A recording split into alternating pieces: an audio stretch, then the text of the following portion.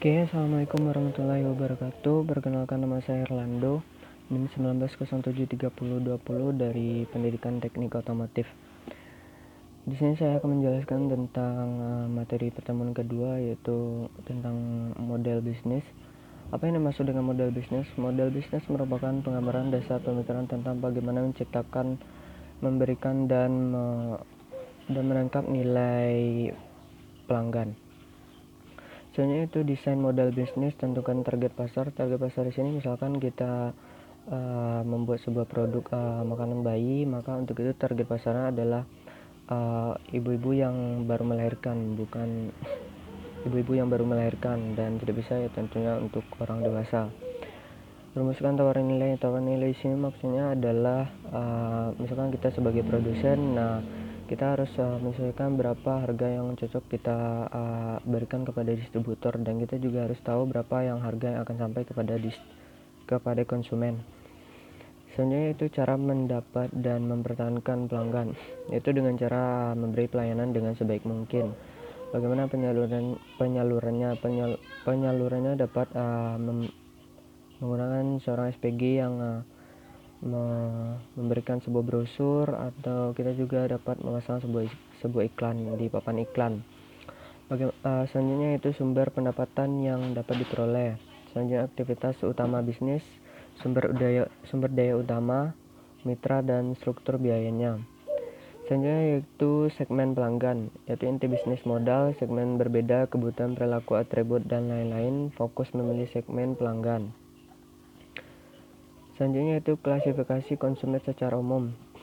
Yang pertama itu premium konsumen, lebih fokus ke manfaat emosional atau gengsi, ya seperti yang beberapa waktu yang lalu yang seperti viral, yaitu Oreo Supreme itu cuma 3 buah harganya 600.000. Itu hanya sebuah gengsi, hanya sebuah gengsi untuk orang-orang kaya yang membelinya tanpa ada fungsi yang bermanfaat gitu. Selanjutnya itu value of money, atau membeli manfaat fungsional dan emosional. Contohnya di otomotif itu part-part mewah seperti saya sebutkan mereknya, seperti Brembo, RNG, Agna. Itu selain fungsi emosional tergantung merek, itu juga secara fungsional itu lebih baik daripada part-part standar di sepeda motor atau mobil gitu. Selanjutnya itu price customer, yaitu lebih fokus ke manfaat fungsional, sebetulnya seperti part-part murah gitu, namun tidak mengutamakan nilai keselamatan, tidak mengenyampingkan nilai keselamatan, tetap fungsionalnya lebih baik daripada yang standar. Selanjutnya itu segmentasi, upaya pemilihan pasar menjadi kelompok dua pembeli yang terbedakan menurut kebutuhan, karakteristik, atau perilaku yang mungkin membutuhkan produk yang berbeda. Level definisi pasar. Yang pertama itu pasar potensial, mereka yang punya kesamaan minat, ya. Selanjutnya itu pasar yang tersedia, pasar potensial yang berdaya beli, pasar yang memenuhi syarat, pasar yang tersedia dan tidak menyalahi aturan. Selanjutnya itu pasar yang dilayani, segmen tertentu yang ingin dimasuki atau ditarget. Pasar penetrasi, yaitu yang sudah menjadi pemakai. Selanjutnya itu proporsi nilai, kesatuan atau gabungan manfaat yang ditawarkan usaha kepada pelanggan. Selanjutnya itu alasan pelanggan ada suatu usaha ke usaha lainnya. Selanjutnya itu elemen proporsi nilai atau yang terbagi atas sifat baru, kinerja, kustomisasi, dan lain-lain. Selanjutnya itu saluran komunikasi, distribusi, dan penjualan. Yang pertama itu saluran komunikasi, distribusi dan penjualan, penghubungan antara usaha ke pelanggan. Yang kedua itu saluran sendiri atau langsung, tenaga penjual ke website dan toko sendiri. Yaitu selanjutnya itu saluran tidak langsung, mitra atau komitra penjualan dan penjualan jumlah besar. Selanjutnya itu hubungan pelanggan, jenis hubungan yang ingin dibangun bersama segmen pelanggan. Selanjutnya motivasi hubungan pelanggan baru, mempertahankan pelanggan, peningkatan pelanggan. Selanjutnya yaitu jenis hubungan pelanggan, terbagi atas personal, swalayan, otomatis, komunikasi, dan ko-kreasi. Selanjutnya itu arus pendapatan, uang tunai yang dihasilkan dari segmen pelanggan, urat nadi bisnis modal, jenis arus pendapatan terbagi atas pendapatan transaksi dan pendapatan berulang.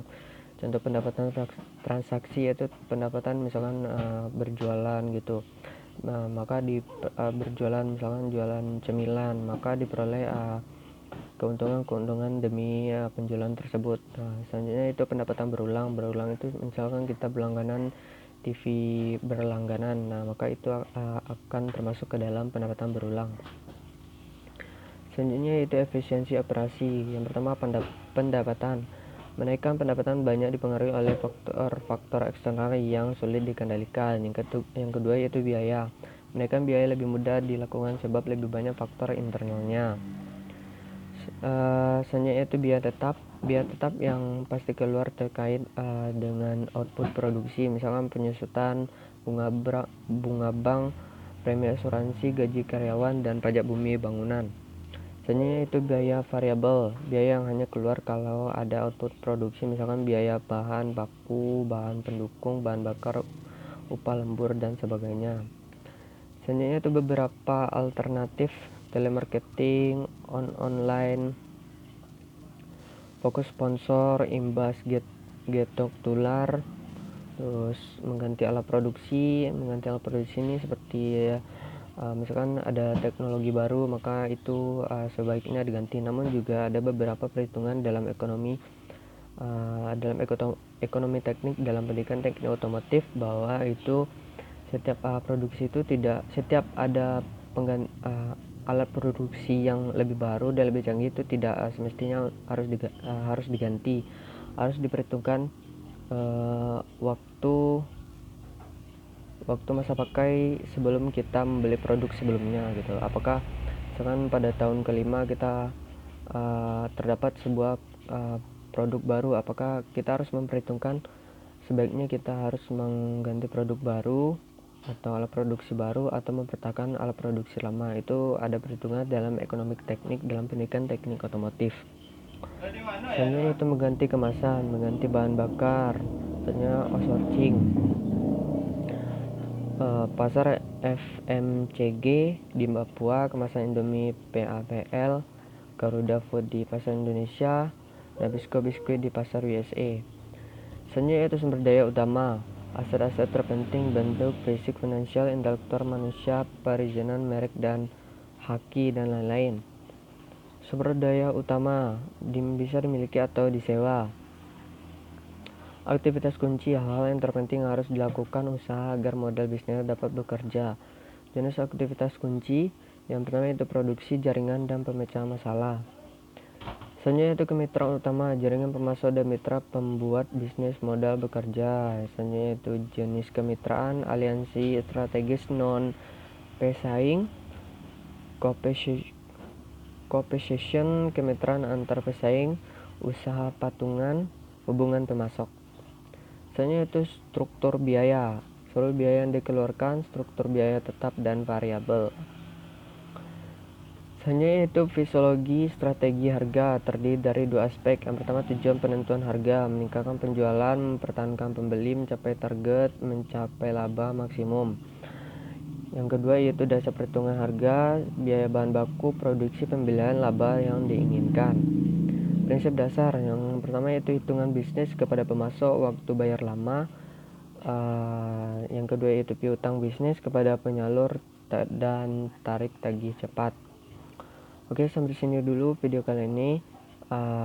Sekian dari saya. Assalamualaikum warahmatullahi wabarakatuh.